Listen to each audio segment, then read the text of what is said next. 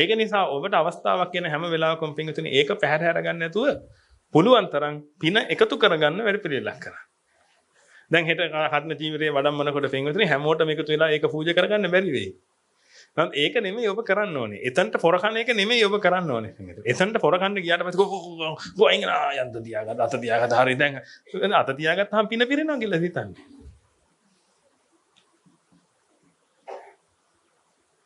ඒ කියන්නේ එතන කවුරුත් යන්න එපා කියලාත් නෙමෙයි පින්විතනි.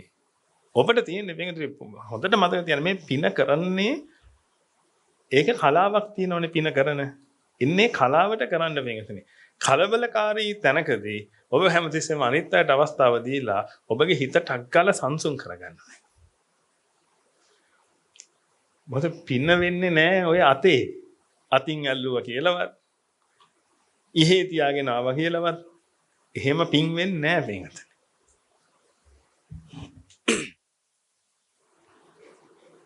ඔබ මානසිකව පුදුමාකාර ශාන්ත භාවයකට පත් වෙලා තියෙනෝනේ පිනක් වෙන්න නම්.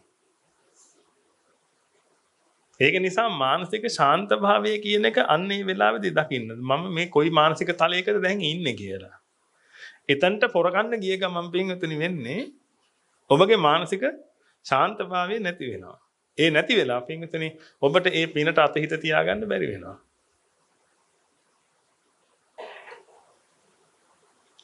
ඒක නිසා පින්විතනි හැමතිස්සෙම බලන්න හිත නිවල තියාගන්න පින්කමක් වෙන වෙලාවේදී.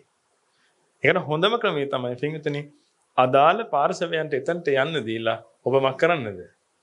ඔබ හිතින් ඒ කාරණාවත් එක්ක සමවැදෙලා ඉන්න. ඔබට ඕනේ නම් පේන්න මාත් කලා කියලා පේන්න එහෙනම් පොර කාලා කොහොමද දෙන්නෙක් ඉත තල්ලු කරලා දාලා අරගෙන එහෙම කරගන්න. ඒක ගැටලුවක් නෑ. මම කියන්නේ අවශ්‍යතාවය ඉස්සෙල්ලා බලන්න. මොකද්ද අවශ්‍යතාවය? පිනද එහෙම නැත්නම් ෆොටෝ එකක් ගහ ගන්නද? අපේ ලොකු කෙල්ල බඳින්න යන්නේ ඒ පවුල බොහොම ධාර්මික පවුලක්. අපිත් ධාර්මිකයි කියලා පෙන්න ගන්න ඕනේ. ඒක නිසා ඉක්මනට ඔකට අත ගහ ගන්න ඕනේ. මං අත ගහපු ගමන් ගණින් පොඩි කෙලියේ ෆොටෝ එකක් කියලා එහෙම කතා කරගෙන ආවනම් දැන් මොකද්ද කරන්න තියෙන්නේ? තල්ලු කළා හරි කම එහෙම මොන හරි අවශ්‍යතාවයක් තියෙනවා නම් කියන්න අපි වෙනම අවස්ථාව හදලා දෙන්න. මම ඔබට අපහාස කරනවා නෙමෙයි පින්විතනි. ඕනේ තැනක මෙහෙ විතරක් නෙමෙයි. මෙහෙනම් සාමාන්‍යයෙන් එහෙම වෙනවා හරි අඩුයි. ඕනේ තැනක පින්විතනි හොඳට මතක තියාගන්න අතෙන් නෙමෙයි පින වෙන්නේ හිතේ. හිත ශාන්තව තිබුණොත් ඔබට පින් සිද්ධ වෙනවා. නැත්තම් පින වෙන්නේ නැහැ කවදාවත්. කලබලකාරී ස්වභාවයක් ඇති කරගන්න එපා හිතේ මොනම හේතුවක් නිසා. බොහොම ශාන්ත ස්වභාවයටපත් වෙන්න. අතපය වේගවත් වුණාට කමන්නේ හිත බොහොම ශාන්තයි. අපි හිතමු දානි බෙදනවා. අද ලොකු පිරිසක් ඇවිදලා දැන් දේශනාවෙන් පස්සේ හැමෝටම ගිලම්පස පූජාවක් තියෙනවා. එතකොට ඒ ගිලම්පස දානිය දෙන වෙලාවෙදී පින්වතුනි සමහර ලොකු පිරිසක් ඉඳී. එතකොට දැන් මේ දානිය පූජා කරන පිරිස අතින් වේගවත් වුණාට කමක් නැහැ. නමුත් හිත බොහොම ශාන්තව තියාගන්න.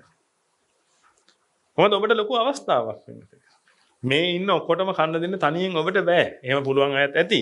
නමුත් හැමදාම කරන්න බෑනේ. නමුත් හැමදාම මේ ආරාමේ පින්විතනි 800කට දානේ හදනවානේ. සෙනසුරාදා ඉරිදා හැරෙන්න අනිත් දවස් පහම පින්විතනි 800කට දානේ හදනවා. ඒ කියන්නේ පින්විතනි නේවාසිකව සහ එදිනෙදා අනිවාර්යයෙන්ම එන පිරිස 800ක් එනවා. සෙනසුරාදාට 2000ක් 2500ක් එනවා. පොයේ දවස් වලට 3500ක් පනිනවා පින්විතනි. ඔය හැමෝම කාලා බීලානේ යන්නේ. ඔබ දන්නවා ඔබට තනියෙන් ඔය ඔක්කොටම කන්න දෙන්න බෑ හැමදාම.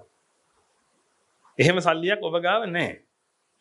ඒ වුණාට පින්වතුනි ඔබ එන හැම දවසකම ඔබට පුළුවන් නේද ඕනනම් ඒ හැමෝටම කන්න දෙන්න පින කරගන්න.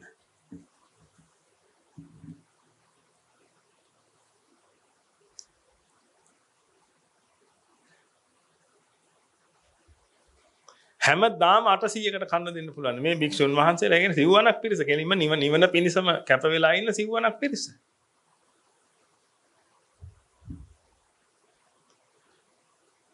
800කට කන්න දෙන්න පුළුවන් හැමදාම. ඒ කියන්නේ දානේ පූජා කරනවා. හාමුදුරුවෝ 59ක දානයක් දී ගන්න සීන මැව්ව නේද කෙදරට. කෙලින්ම මග වඩන ශ්‍රාවක සංඝයා, භික්ෂු භික්ෂුණී උපාසක උපාසිකා කියන ශ්‍රාවක සංඝයා 809කට මහා දානයක් දී ගන්න පුළුවන් නේ පින්වතුනි. ඔබ ආරාමයට එන හැම දවසකම. ඔබට තියෙන හිත තියාගන්න විතරයි. හිත තියාගෙන ඔබට මොකක් හරි කාර්යයක් අරගෙන ඒක කරන්න. දන් වැට ගාවට ගිහිලා අවස්ථාවක් ගන්න දන් ටිකක් පූජා කරන්න. හැබැයි ඒකේ ගුරු හාමුදුරන්ට තමයි මේ මුලින්ම දානේ පූජා කරගන්න කොහොම හරි අද නම් ගුරු හාමුදුරන්ට පූජා කරන්න ඕනේ ඵලයව කියලා ඔක්කොම පනලා දාලා.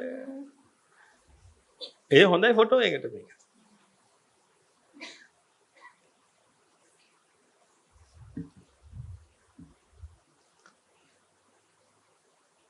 ඔබ හිතාගත්තට ගුරු හාමුදුරන්ට දාන්නේ පූජා කළාම වැඩිපුර පිනක් හම්බ වෙනවා කියලා ඔබගේ හිතට ගුරු හාමුදුරු කියන එක ආපු ගමන් පින්වතුනි අර තිබිච්ච පින් ඔක්කොම බහිනවා. මොකද හේතුව අවිද්‍යාව තෘෂ්ණාව වලින් බැහැලා ගියා හිත. පුද්ගලයෙක් අරමුණු කරගෙන දැන් දාන්නේ දෙනවා.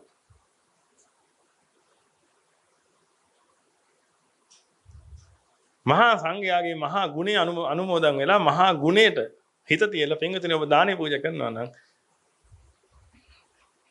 කවුද දැන් දාන්නට වඩින්නවනේ? අන්න ඒකයි තියෙන්නේ. ඒකයි ඔබ හරියටම මේ නිතර අපි ඔබට මේව මතක් කරන්නේ. පින්වතුනි දැන් මහා පින්කමක් කරගන්න යන වෙලාවනේ.